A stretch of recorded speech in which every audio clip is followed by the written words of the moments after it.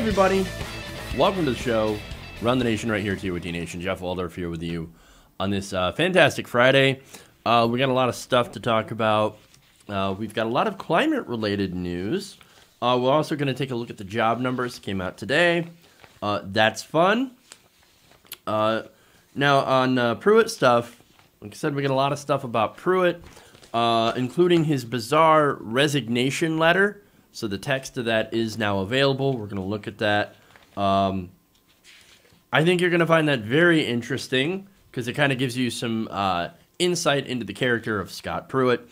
We also have Pruitt's replacement and what that is going to mean on the show today as well.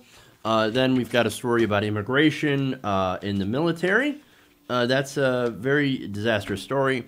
And then hopefully we're going to do a little bit of an uplifting story about net neutrality. So that's the breakdown of what we're going to talk about today. Now, if you haven't already, please give us a like and share. Share everywhere. Sharing is caring. That's really, really important that you share to, get the news out, get the word out about the show. So please, if you can share the stream anywhere, Twitter, etc., that would be awesome, amazing, and I'd appreciate it. Okay. Anyway, so moving on. Before we start the show, also, I want to remind everybody to help. You can help the show through using the Super Chat. Again, that's where I can read your messages, and you can also help the show at the same time. So, okay. Anyway. One more way to help to patreon.com/TYT Nation. Of course, we need your help more than ever, as usual, because of the lingering adpocalypse story that continues to evolve and evolve poorly for all YouTubers. So, anyway, you can help out patreon.com/TYT Nation. Okay. Anyway, so we'll get into the story. We'll talk about just Trump being Trump, being an idiot, and actually that is the first story, so we'll just dive into it. Okay.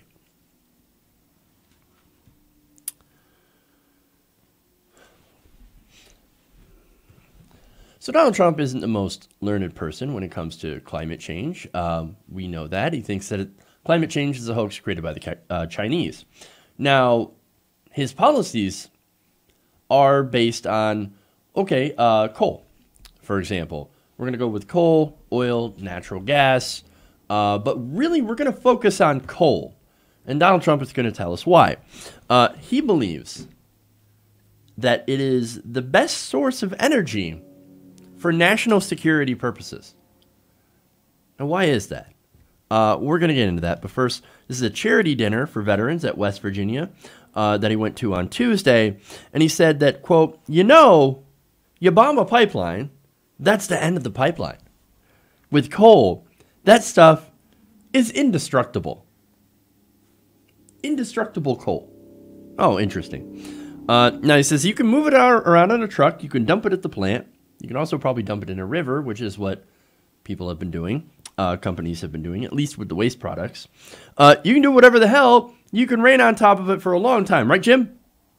And, of course, he's referring to Governor Jim Justice there, who is, I think, a former Democrat, turned to a Republican. Hey, at least he's honest, right? Now, Jim Justice also owns a couple of coal mines, so that's some very interesting context that's going to come around later in the story. But he says, it can rain like crazy. You can do whatever you want, snow, sleet, wind. You just dump it, it's there. You hit those pipelines, they're gone, and that's the end of it. So that's why Donald Trump loves coal, because you can bomb it and nothing bad will happen. It'll still be there, it's indestructible. Now, of course, those of us who actually understand science and facts and all that stuff, we know that that's not even close to being true. He says, national security purposes, I don't think people talk about it enough. Coal. We love coal. Hey, you know what's actually indestructible? It's called the sun. We could get all the energy we need from the sun. Yeah, to be fair, of course, solar panels you can destroy. To be fair, and actually, coal you could also destroy. Turns out if you bomb a coal train, it blows up the coal. You bomb a coal plant, you can't exactly use the coal plant because it blows up the plant and the coal. Jesus, man. Oh my God, he's a moron. What kind of idiot thinks that coal is indestructible? This guy. Look, here's the thing. Coal is obviously combustible. We use it for fuel. We literally shove it in an oven and burn it for fuel. But he's so much of an idiot that he doesn't, I don't know, maybe he's lying about it, or maybe he's just really, really dumb. I don't know. But look, here's the thing. Coal is actually incredibly dangerous to mine. There have been, he talks about how it's indestructible, how you can't blow it up. No, coal will blow up on its own. There have been numerous coal mining accidents throughout history where coal mines will just explode due to like methane buildup and coal dust. Let me give you an example here. Don Blankenship, who ran a primary election in West Virginia just recently, had presided over a mine that blew up and killed 29 miners. Coal mines explode, especially if you don't take proper safety precautions, and that's, of course, what Don Blankenship had done. He had skimped on safety precautions, and therefore, boom, it exploded. You didn't even need to plant a bomb. Man, look, that's not even the worst of it, of course. These coal mining tragedies are, of course, disastrous, and mines are some of the most unsafe places to work. And that's not even counting things like black lung and other diseases that you get from breathing in all that coal dust. But burning it is actually also bad, not just for the miners, but it's bad for the entire planet, or at least the things that are living on the planet. Burning coal leads to more pollution, which, of course, is a driver of climate change. So you think killing 29 people is bad in a mining accident, which it is terrible. But on a larger, more macro scale, climate change is actually much worse. And look, what we're on track for, what's already happening, we've got warming oceans, we've got more severe storms, we've already seen that. We've got melting ice caps, which of course will lead to rising ocean, warmer temperatures. Look, we've had some record heat waves. In fact, every year has been hotter than the previous year. We've had crop losses, so we're going to lose even more crops in areas where you can't grow things anymore. It's going to get really, really bad. And that actually is going to have an impact on weather. Now, speaking of weather, Trump also said that coal keeps going on in the rain. Oh, you can just rain on all the whole time. And it'll be fine. Well, survey says that's bullshit. In fact, let me give you something here from Think Progress. According to them, Jim Justice and two coal companies owned by his family are currently embroiled in a legal battle over alleged breaches of agreements with the Pennsylvania Coal Marketing and Logistics Company. Now, what does that have to do with anything? That's an interesting little thing to bring up. Well, wait till you hear the reason why they're in litigation. Among the allegations is that one of Justice's companies wasn't able to deliver on a coal contract due to a, quote, force majeure event. Now, what is that? It actually is a heavy rainfall event, which caused an impoundment to shut down, impacting the processing and loading of coal. Oops. Oh no, you can rain. Nothing will ever happen to the coal. How about loading and processing the coal? Can't exactly do that when you have heavy rainfall. How many times does it have to be proven that Trump is not only a liar, but just a massive idiot? And of course, worse than that, his policies are doing monumental damage to the environment. Now, that's something that we're going to be dealing with long after he has left office. And that really, yeah, you can make fun of the fact that Trump's an idiot and doesn't think that, oh no, if you bomb coal, it's going to be fine. No, it's not going to be fine. He's a moron. He's an idiot, but also he's doing massive, massive lasting damage to the environment, and that is really the legacy that his administration is going to leave. Okay.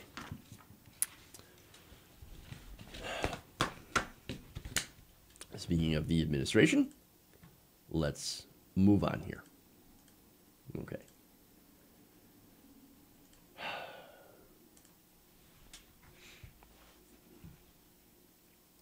To the jobs reports.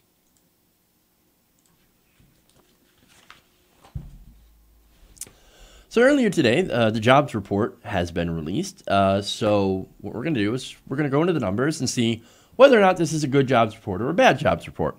Now, according to the BLS, who releases this jobs report every month, the U.S. economy added about 213,000 jobs in June. Now, that's actually more than expected. Oh, hey, well, that's great. However, the unemployment rate also increased to 4%. Now, there's actually a reason for that. More people are actually looking for work. Okay, then. In fact, the labor force participation rate rose from 62.9% to from 62.7%. So it rose from 62.7 to 62.9. Okay, hey, look, that's a positive thing. I'm trying to stay positive here because generally more jobs are kind of a good thing, right?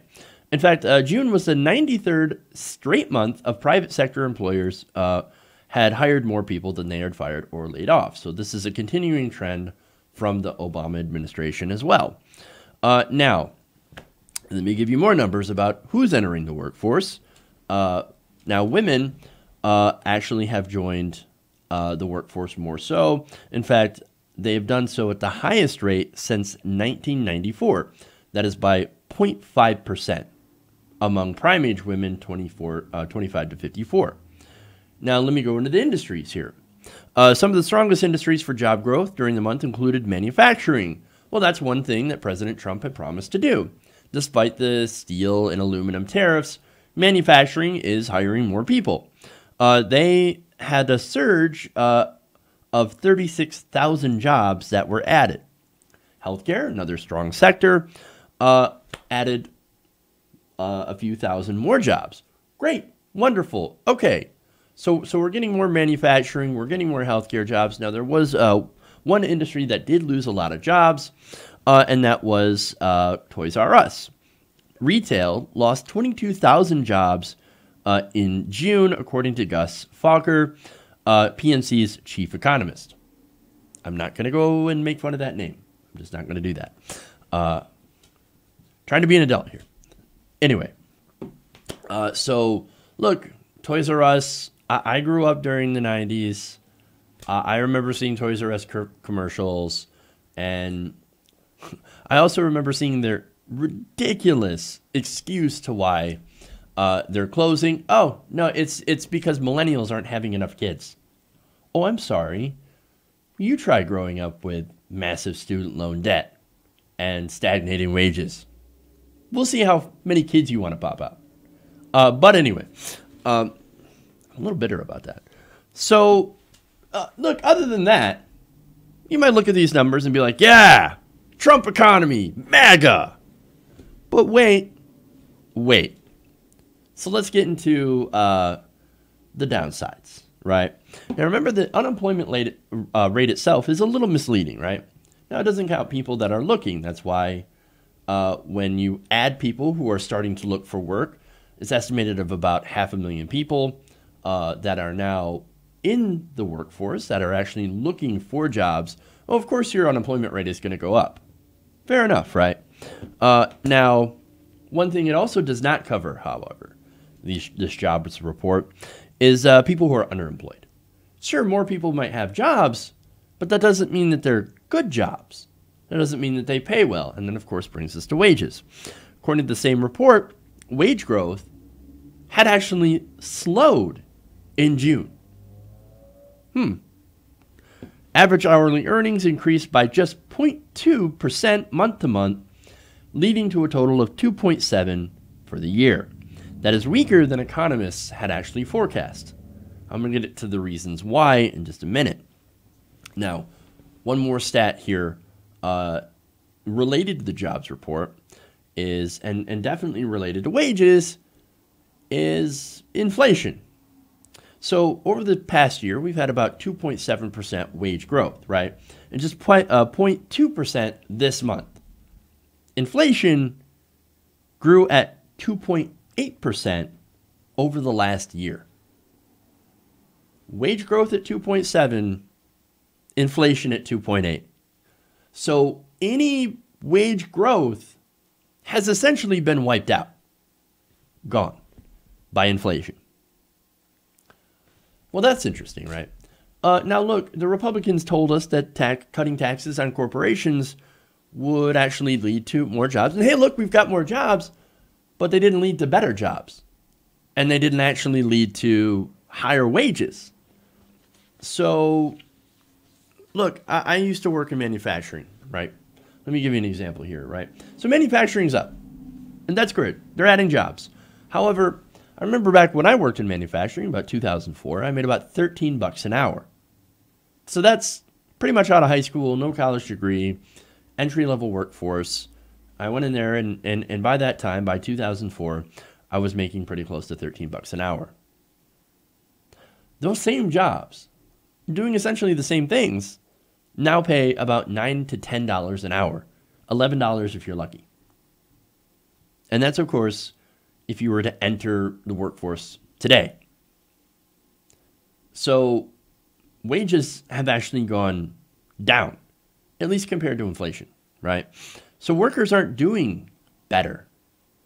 All this means is that there are more jobs, but there are also crappy jobs that don't actually pay anything. And this continues the trend since the recession, when wages, of course, had not recovered and have essentially remained flat. So stagnant wages, right? Now, I was told that these tax cuts were supposed to help wages. Turns out, kind of a fat lie. Hourly wages only went up 0.2%, wiped out by inflation. So where did all the money from the tax cuts go? Well, it went right back into their own pockets. I've reported before on record stock buybacks. So what that does, of course, it increases shareholder profits and increases dividends, but it also artificially inflates the market. These companies aren't doing better. They're just inflating their own stock price.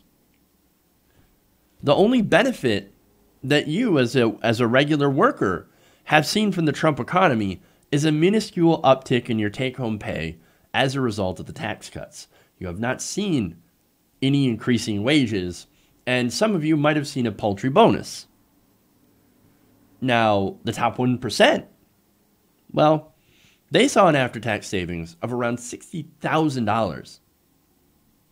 So if you're middle class or working class, and your wages are basically flat, you might save $1.50 in taxes per week. At least that's the example that Paul Ryan had tweeted out. If you're a rich corporate CEO, then you're going to save $60,000 a year, plus you're going to get huge dividends and bonuses from stock buybacks. That's the truth of what's going on in today's economy. It has not gotten better.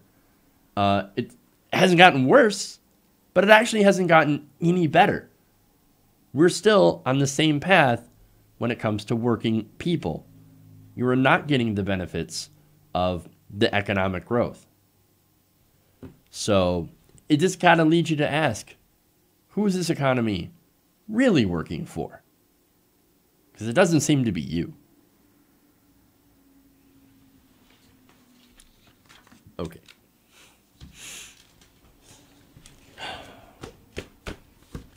All right. Moving on. Let's go to Scott Pruitt.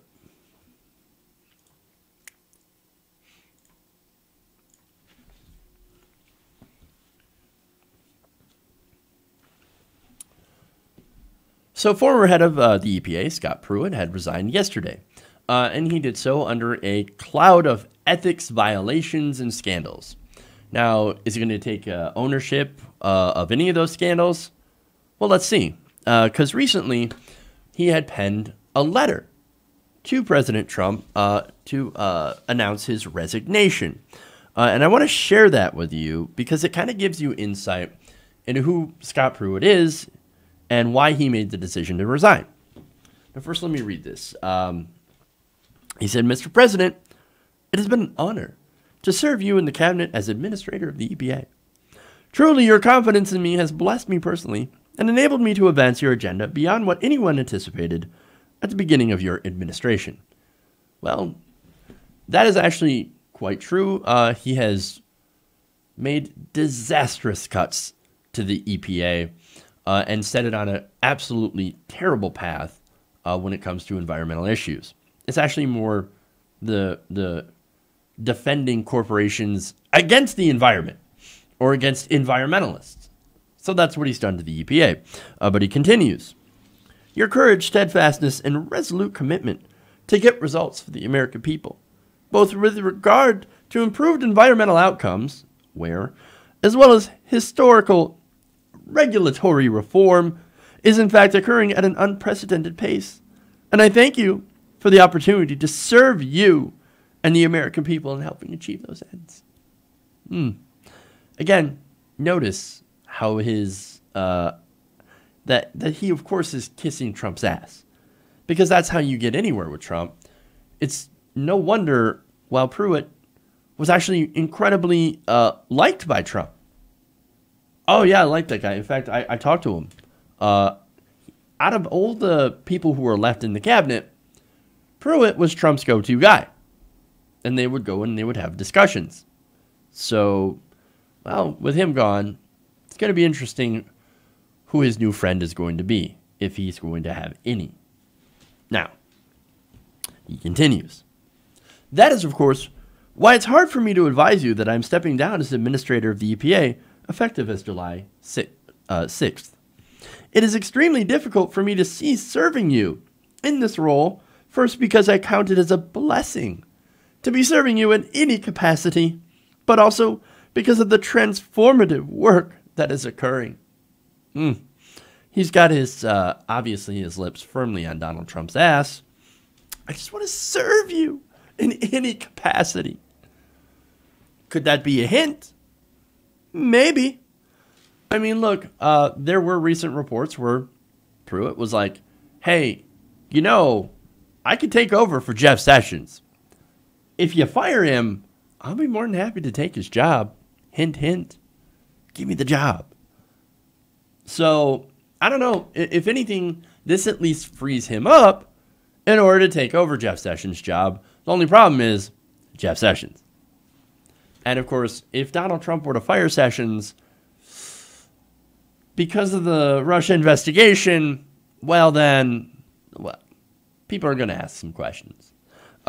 Anyway, now, he continues.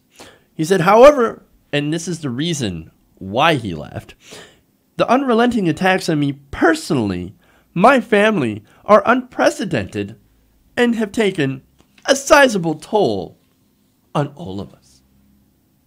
Oh, how sad. Are you sad that people don't like you? They don't like what you're doing to the environment, as well as the unprecedented amount of ethical scandals that you have been involved in? Poor Scott Pruitt. Poor Scott Pruitt. Sad. Now, if all that ass kissing wasn't bad enough, it actually gets worse. He said, my desire in service to you has always been to bless you as you make important decisions for the American people. I believe you are serving as president today because of God's providence. I believe that that same providence brought me into your service. I pray as I have served you that I have blessed you and enabled you to effectively lead the American people. Thank you again, Mr. President, for the honor of serving you, and I wish you Godspeed in all that you put your hand to. Your faithful friend, Scott Pruitt. Wow. Wow. This guy thinks God put Trump into office and therefore led to him getting into office. That level of delusion is just insane. This was an elected official, not to the EPA, of course, but he had served in an elected position before joining the EPA. And it's kind of funny how somebody who thinks, oh no, God put me here, so it's okay, is out there making decisions that essentially destroy, if you believe in that, God's creation. And that would be the environment. But see, they don't believe that way. They think that, oh no. See, God put us in charge of the earth so we can destroy the earth as we see fit for natural resources and for profit. So that's what he believes in. But look, not only does he use God to justify working for Trump and essentially working for the fossil fuel industry, but also uses that to excuse himself for using the agency and the government, taxpayer money, as his own personal piggy bank. Notice there was no apology in that, okay? In fact, he blamed other people for his decision to quit. Oh, no, it's not my fault. I want to serve you, but it's the personal attacks on my family. Oh, it's all their fault. Those people who ceaselessly attack me, it's just taking such a toll on my family. I can't stay here and serve you and your magnificence, Trump. I can't believe he turned himself into a victim. I mean, imagine the mental jujitsu it takes to be so incredibly corrupt and to do so many terrible things that are actually going to put people's lives in danger due to pollution and these possible, poisoning of their water, air, etc. And to say, I'm a victim. I'm the victim here. It's not those people who are being affected by polluting, the pollution and the industrial accidents, the oil spills, all that. No, I'm the victim here. Because they were mean to me online. Or they came up to me in a restaurant and asked me to resign. Because they actually give a damn about the environment. It's amazing. And conservatives always want to talk about how liberals have a victim mentality. Oh, you guys are just being a victim. You're snowflakes. Snowflakes. No, if you want to see a snowflake, that's one right there. The whole letter is bizarre. And of course, stuffed with religious bullshit. And completely ignores the amazing level of corruption Pruitt got himself caught doing. I mean, the whole thing is just amazing and bizarre and just... I don't know. I don't know what else to expect, though, from people in the Trump administration who have shown themselves to be completely morally and ethically bankrupt. This is why we got to get these guys out. And look, somebody else is already replacing Pruitt, and he's just as bad. If not, stealing everything that isn't nailed down. But at the end of the day, the policies are going to be the same, and they're going to be disastrous for the future. And that is the real problem here.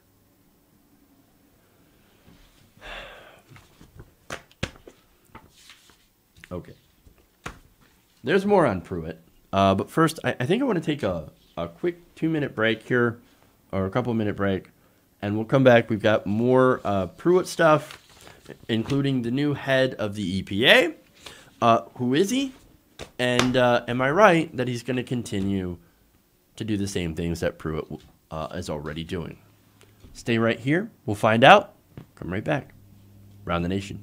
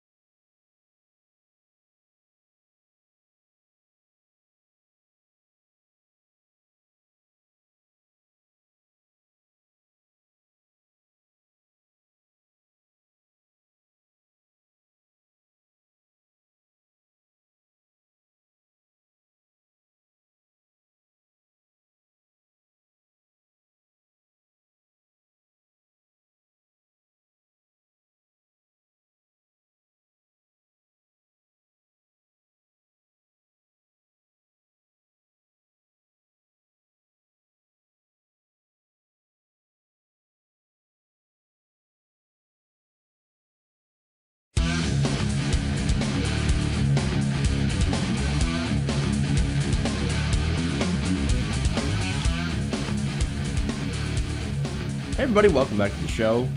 Run the Nation right here, TWT Nation. Jeff Waldorf here with you. If you haven't already, please give us a like and share on YouTube. Also, consider using the YouTube Super Chat to chat with me during the show. Okay, so let's move on here. We got a lot more Pruitt stuff in this segment, so let's get to it. To it, Pruitt? Okay. So yesterday, EPA Scott Pruitt, I'm sorry, let me start that again. So yesterday, EPA head, or former EPA head, Scott Pruitt, had resigned from his position, effective today, and employees of the agency are taking it rather hard. According to Robin Brevender, Climate Wire deputy director at editor at E&E News, said that one career staffer had revealed the mood inside of the halls of the EPA on the day that Pruitt announced his resignation. They said, quote, "It was very openly celebratory in the halls of EPA today." I wonder why. Now, look, we know that what Pruitt was sent there to do. He was there to wreck the EPA, and actually he was very, very successful at doing so. He was successful at cutting the EPA's budget. Not only that, but of course rolling back regulations and giving preference to the fossil fuel industry. Now that's already bad enough, but it's sort of par for the course when you consider Republicans who are going into their different administrations. For example, you've got Ben Carson with HUD, Betsy DeVos for the Education Department. Their only point there is to destroy the agency. Right. Now, what might have got Scott Pruitt is actually the scandal after scandal. For one, he insisted instead on flying first class, business or private, for, quote, safety reasons. Now, of course, that was all on our dime. We were paying for that. And so, look, people inside the EPA, well, they weren't happy about that. So let me give you some more of his scandals first, before I give you more information. Now, I remember reporting on the fact that Pruitt had a shady housing agreement with an energy lobbyist. He had also installed an illegal $43,000 phone booth in his office, spent more than $3,000 on fancy pens and journals, also $1,500 on tactical pants, let a foreign agent, longtime friend, plan his $100,000 trip to Morocco, again on the public's dime, wined and dined an accused child molester, went over the White House's head to give giant raises to two of his loyalists, allegedly made travel decisions based on his desire to visit particular cities or countries, and thereafter instructed staff to find him something to do while he visited those different places. Oh, no, I need a reason. I want to go here.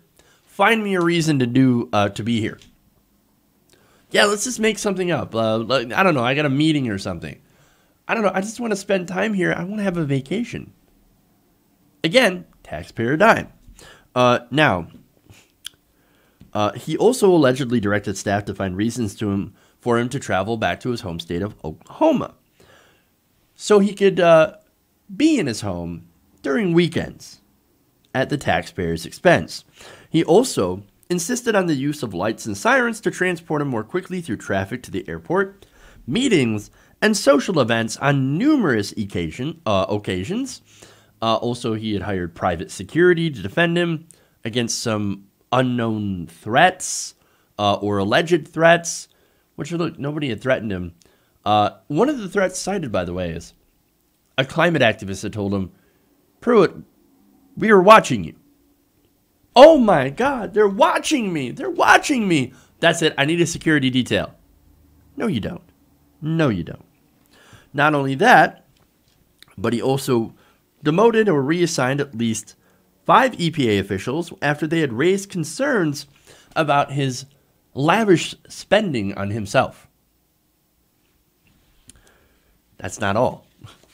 There's also a few really weird things that he had done. One of them, or I think probably the most weird, is that he had tasked aides with buying a used mattress from a Trump hotel. Why would you want to buy a used mattress from Trump? I don't even want to know, actually. Speaking of we also have the lotion thing. It puts the lotion on its skin. In one instance, aides said that he directed agents to drive into multiple locations in search of a particular lotion on offer at Ritz-Carlton hotels. I don't want to know why he needed that special lotion.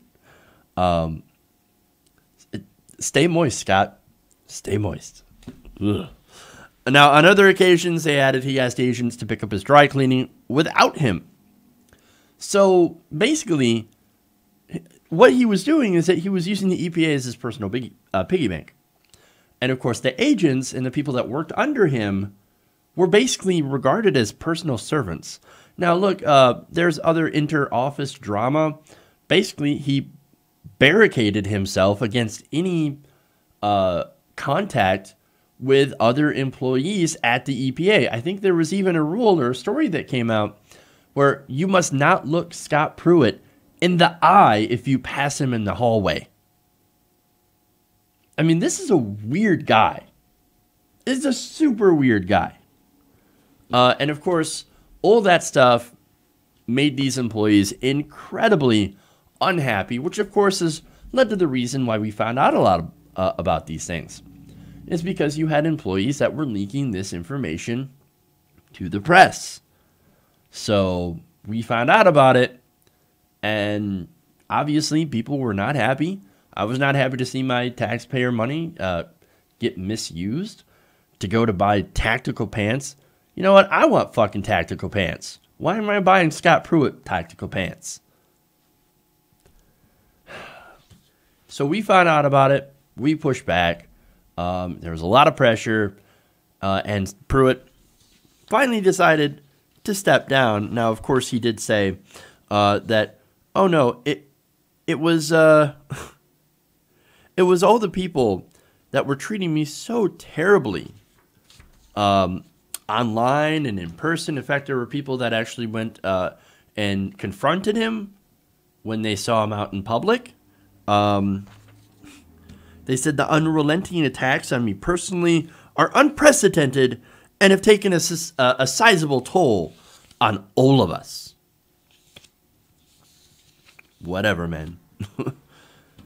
So, look, a lot of that information that we had got about Pruitt's scandals came from these employees who could not stand to work under Scott Pruitt.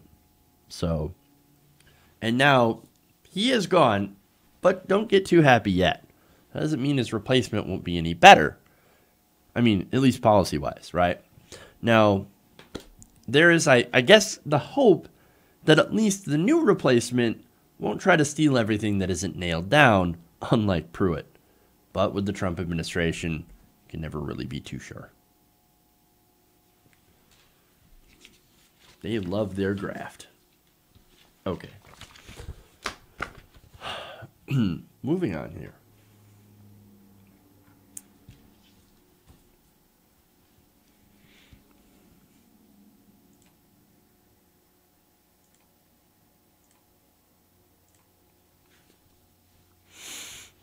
So now that EPA Director Scott Pruitt has effectively resigned from the agency, the Deputy Director has essentially taken over.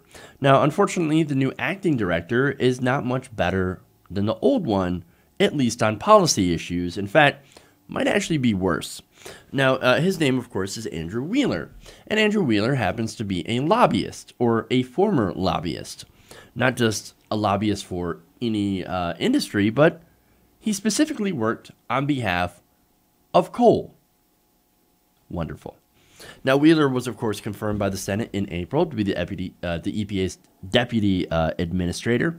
And while he was criticized by some Democrats, there were also Democrats that did support him, namely people like Joe Manchin and Claire McCaskill. Well, I'm not sure about Claire McCaskill, actually, but I think Heidi Heitkamp. I get them confused, and I don't know why. Nonetheless, there were Democrats that did support Pruitt and did support Andrew Wheeler. So they do need to be called out. Now, Wheeler had worked at Fager BD Consulting and Fager Baker Daniels law firm before going to the EPA to work under Pruitt. Now, the firm's clients included Murray Energy. Now, Murray Energy is the largest coal mining company in America. Now, while there, the company paid the firm $300,000 or more annually from 2009 through 2017, according to records from the Center for Responsive Politics. Now, while there, while at the EPA, the Washington Post reported that Wheeler had arranged and attended a March 28, 2017 meeting between Chief Executive Robert E. Murray and Energy Secretary Rick Perry. Murray, who had contributed heavily to the Trump campaign, laid out a 4-page plan for rolling back regulations and protecting coal plants in danger of closing because of competition from other fuel supplies. Now, that would be, of course, natural gas. It's not government regulation that has been killing the coal industry. It's actually been competition from natural gas and also from cleaner energy initiatives such as solar and wind that are now cheaper to operate than coal and actually much, much safer and better for climate change as people become more climate conscious. Now, on that 4-page plan, well, under Pruitt, a lot of that plan was actually put into place. The president had ordered Energy Department to invoke a Cold War-era energy powers in order to take actions that would prevent the closure of nuclear power plants and coal plants for at least 2 years. That's part of what Murray was seeking. And of course, I don't know what else is on that 4-page list, but I can assume that it's not good for the environment, but very, very good for Murray Energy. And I'm assuming that that plan, implementing that 4-page plan, is going to continue under Mr. Wheeler. Now, prior to his time in lobbying, and this is what I base that on, Wheeler also served on Capitol Hill as a Republican staff member for Senate Environment and Public Works Committee, committee, as a top aide to Senator Jim Inhofe. Now, Inhofe, of course, is another Oklahoma Republican who spoke out against climate change, not in favor of doing something about it, but actually about the entire idea that is actually happening. Inhofe famously had brought a snowball into the Senate chamber to try to disprove global warming. Yes, a snowball. It snowed here. Climate change is fake. It's not actually happening. I hold in here, my hand, a snowball. Not only that, but on Capitol Hill, going back to Wheeler, Wheeler not only worked for Inhofe, but as a staff director and chief counsel to the Senate Environment and Public Works Committee, where he worked to defeat climate change-related legislation that came before lawmakers. Now, some of his things that he had done there is he supported efforts to exempt industrial plants from pollution controls in the aftermath of Hurricane Katrina and Rita, and limit their liability for harm caused by the release of toxic chemicals. So you get affected by toxic chemicals, and you want to sue the fossil fuel plants, can't do it. Why? Because of Wheeler. He also favored the elimination of the news source review permitting process that is an important part of any new environmental legislation. So, based on his record, Wheeler is likely going to continue the same policies of deregulation and environmental destruction as former EPA Director Scott Pruitt. So, but maybe he'll do so with a few less scandals. That doesn't mean that we should be happy about this guy becoming the new EPA Director if he is confirmed by the Senate. In fact, we should have an EPA Director, I don't know, this is a crazy idea, that actually cares about the environment. Now, the problem is, I don't think we're going to have that Because right now in America, we have two groups of people. People that actually trust the science, scientists, evidence, and facts. And on the other side, you have an industry that profits off being able to pollute the environment. And of course, you have their defenders, people like Charlie Kirk, people like Ben Shapiro, who are paid for by these, these very large think tanks that are funded by fossil fuel companies like Koch Industries.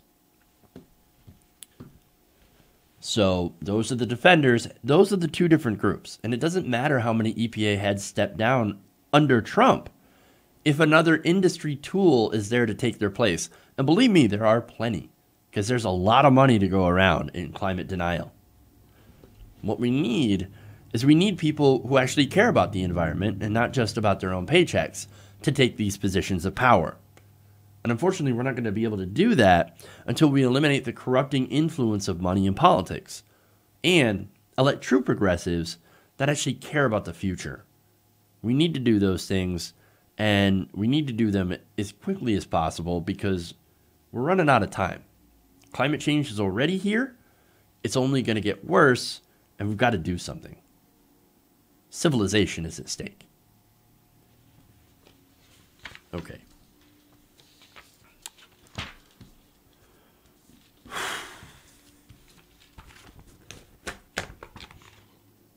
think I was fairly clear about that.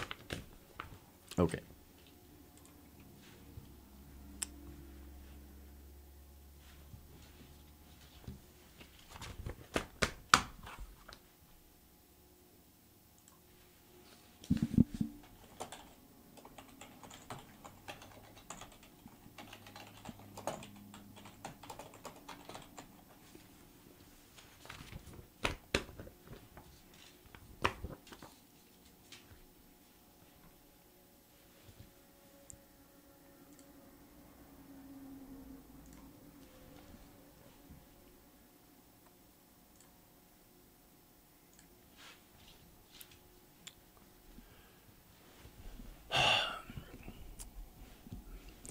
So a lot of conservatives out there. Hold on a second. Train of thought derailed. Let me just get that back on track for a minute here. Here come the train puns. So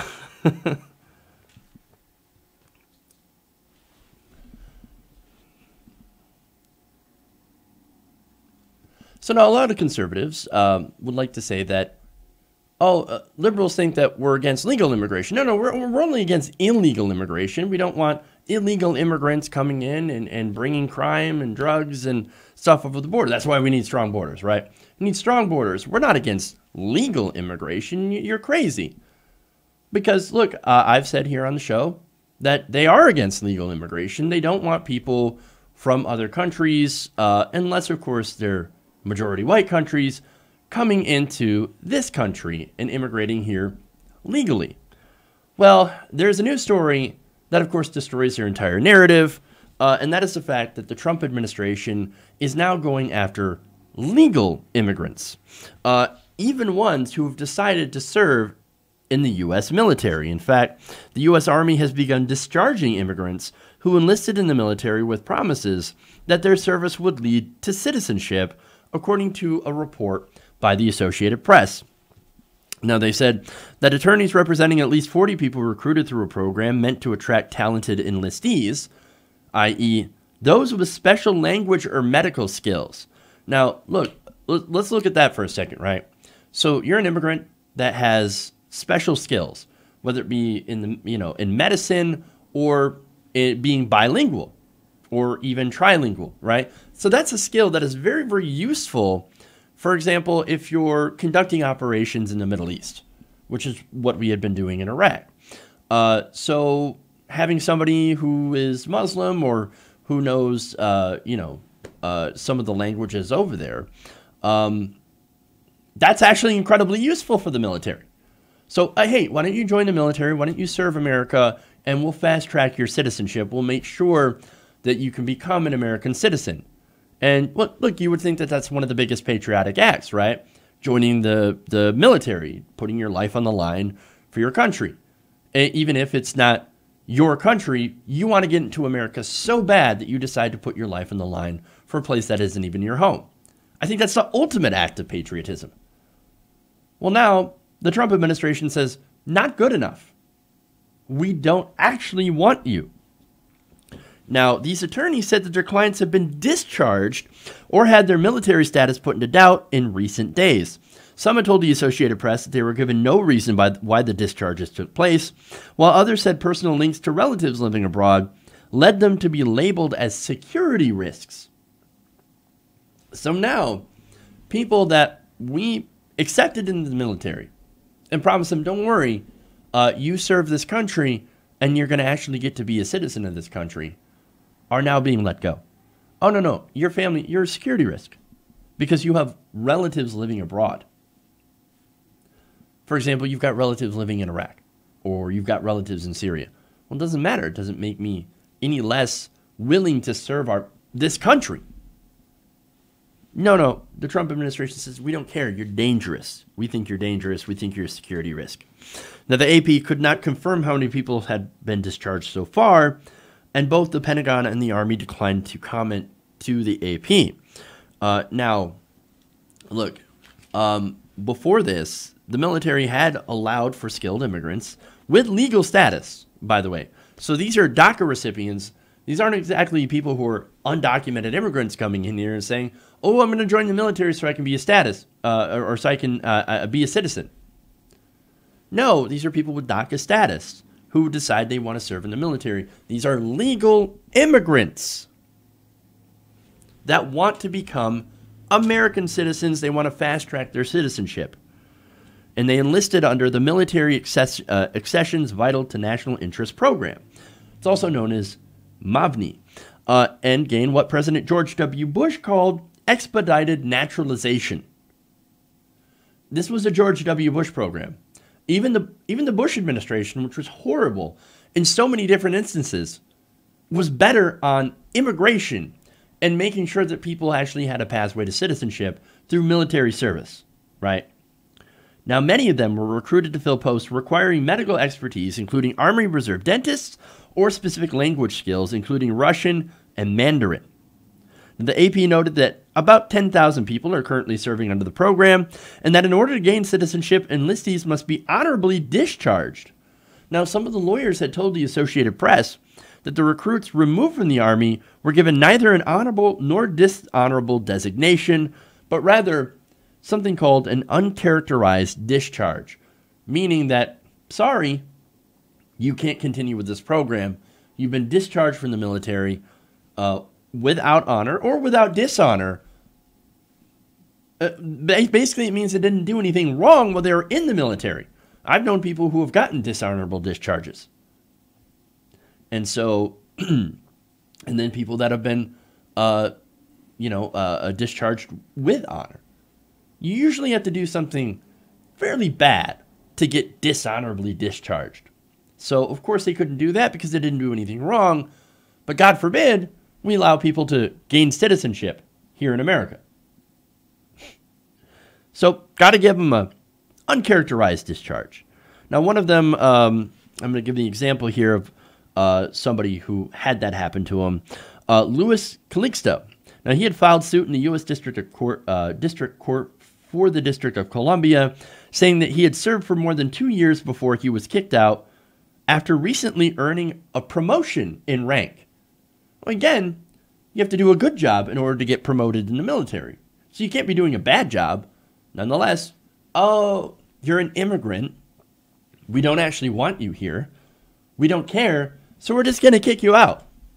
And we're going to give you an uncharacterized discharge so that you'll never become an American citizen through military service. Not only that, but the Pentagon had suspended MAVNI last fall and canceled the contracts for hundreds of recruits amid criticism that the program had grown difficult to navigate due to increasingly detailed background checks. Background checks, of course, that came from the Trump administration. They don't want legal immigrants. I mean, how many times do I have to say it? They don't want legal immigrants. If you're a Muslim, or if you come from an Arab nation, you come from the Middle East, or you come from South America, they don't want you. Now, if you come from Europe, if you come from Norway, as President Trump had said, even if you come from Russia, well, then President Trump is all over it. Oh, yeah, you can become a citizen, no problem. And if you're rich, you can buy your way in here. But if you're from one of those undesirable countries and you want to get in here and you want to serve so that you can become a citizen faster in the military, put your life on the line, sorry, we're not going to let you do that anymore. They're against legal immigrants because they're racist. These are terrible people. Look, we've got to fix this immigration situation. We do need to have comprehensive immigration reform. I believe we need a pathway to citizenship, and I believe that we need to get there, but we're not going to get there with this administration that has shown itself to be so incredibly hostile to immigrants from certain countries. So we've got to change things. We've got to vote. We've got to get involved in the political process if we're ever going to have any sort of positive change here in America, and as well as elsewhere. Okay. All right. Let's move on. Let's get the last story here. Let's go with some good news for once.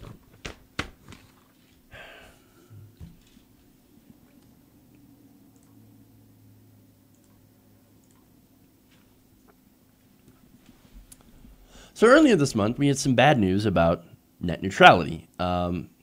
What was the strongest bill for net neutrality passed in the state level was going through the California legislature. But it turned out, and I'd reported on this, that it had been gutted by an assembly chair named Miguel Santiago. Now, Santiago, as I had previously reported, had taken money from the telecommunications industry. So, of course, now look, a lot of politicians will say, oh, the money doesn't impact anything. I just thought that maybe we could be less harsh on the telecommunications industry here in California. Really? Because there's a lot of people, your constituents mainly, that don't agree with that think that, no, all we want is net neutrality protections to make sure that we don't get gutted, not really gutted. I shouldn't say that. That's not really the right word for it. But we shouldn't have to pay more to feed the greed of this industry.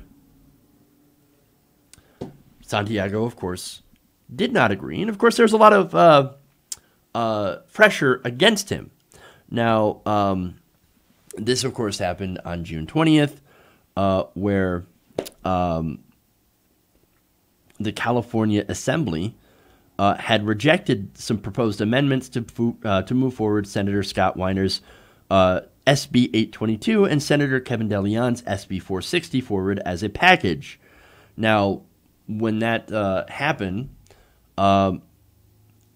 Santiago had voted to gut SB 822's strong net neutrality protections. Now, that would actually leave some very big holes for ISPs to be able to game the system and to charge more to consumers. Now, I remember reading a report about that time where during that vote, there were lobbyists sitting outside, and when they had heard of the decision to gut 822, they erupted in cheers. All right, yes, our bosses can screw over the consumers. Yes, they can charge people more for the internet. Thanks for the loopholes, Santiago. Awesome. Now, I do have some good news here on that. Much of those loopholes that were created by Santiago have actually been closed in a new piece of legislation. Now, Senator Weiner, Senator DeLeon, Assemblymember Rob Bonta, and Assemblymember Miguel Santiago, the chair of the Assembly Committee on Communications and Conveyance, that had voted on the watered-down bill previously, have all come to an agreement that once again makes California's proposed legislation the strongest net neutrality bill in the country. As was initially proposed by Senator Weiner and Senator DeLeon, both net neutrality bills will now come together to become a package, and a lot of what had been taken out of 822 has actually been restored. For example, the ban on blocking, throttling, and paid prioritization remains. The ban on certain kinds of zero rating, which leads consumers to services that ISPs want them to use rather than giving them a choice, also remains, as does the ban on access fees, which means ISPs would not be able to get around these protections by charging fees at the places where data was going to enter their networks. All in all, this actually seems incredibly strong again. And of course, you can chalk that up to pressure. See, it actually turns out that sometimes politicians, if you pressure them enough, will listen to you and they will bow to that pressure. Because it turns out they actually remember who votes for them. It's not the companies that give them money in legal bribes that vote for them. No, it's you guys. It's all of us. So it turns out they actually do, to some extent, care about what we think. Now, that doesn't mean that they always have our best interests at heart. I'm not saying that. I am saying that we have to watch them like a hawk and pressure them when they actually do something wrong. Because if we leave them to their own devices and don't let them know that we disapprove of something that they're doing, then they're always going to do things that benefit them. They're going to do shady things. They're going to take money from different corporations, and they're going to do what those corporations want. So that's why pressure works. Now, there's pressure, of course, from a lot of left-leaning groups, but I think also there might be some pressure from right-wing voters. It turns out conservatives also don't like being screwed over. In fact, they actually do like strong net neutrality protections. There's been polls where a majority of Republican voters think that, yes, we should have good net neutrality protections. Now, that's the voters, way different than the politicians, because the politicians on the Republican side and some on the Democratic side are wholly in bed with giant corporations. But nonetheless, the pressure, right, is excellent. Look, California, because of that pressure, might just adopt incredibly strong consumer protections, and this could lead, and that's what I'm hoping, this could lead to other states proposing and adopting similar pieces of legislation. Now look, this still has to get voted on by the legislature, I understand that, so throwing a victory party is a little premature, but nonetheless, in California, this could happen, and if it does, this could spell a whole new era of net neutrality, or at least restore net neutrality on the state level in many other states as well as California. And that, of course, is a very welcome development. So thanks to all the people that put all the pressure on these politicians in order to fix this. My hat's off to you guys. Thank you. And we got to keep fighting so we can get net neutrality for everyone. Okay. So, that's it. That's all I've got for you guys today. Thank you for going around the nation with me today. I do have a super chat to read here before we go. Pat, okay, I get you. She just says she was just messing around. I totally get it.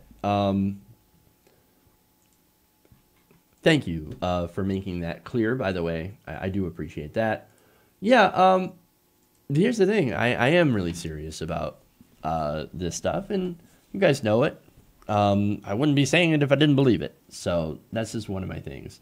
Also, another super chat here from Mark. Waterboarded this administration with Flint water. Ooh. So now I actually know who Dracula Pauly Shore is. That's Stephen Miller. You're actually right about that. He does kind of look like Pauly Shore. And I do apologize to Pauly Shore for that. That is sad, both sad and unfortunate for him and what remains of his career if he has one. But anyway, thank you, Mark. Thank you, Pat. I appreciate that. That goes to help the show, of course. And thank you so much. Okay. Anyway, If you haven't already, please give us a like and share. If you want to support the show outside of Super Chat, well, there is an upcoming memberships thing, which YouTube is going to launch, but I don't know when. So I'll let you guys know about that. That's another way that you can go outside of Patreon if you're uncomfortable using them, and you want to use YouTube. That's memberships, and I'll, again, let you know when that opens. But in the meantime, patreon.com/TYTNation. It's another way you can support us. And as always, please like and share. Share the videos out. That helps us out a great deal. So, all right, everybody. Thank you, guys. Love you. Have an excellent weekend. We'll be back on Monday. So, stay safe. We'll see you guys on Monday. And remember, change begins with you. Good night, TYT Nation. We'll see you guys on Monday.